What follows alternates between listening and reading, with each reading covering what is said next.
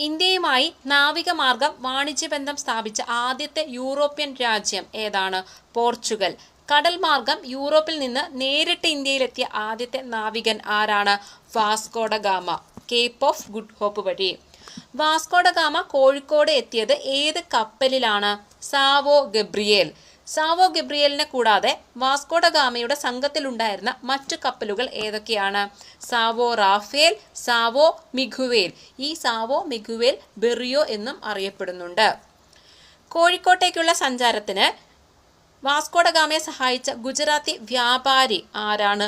Abdul Manik.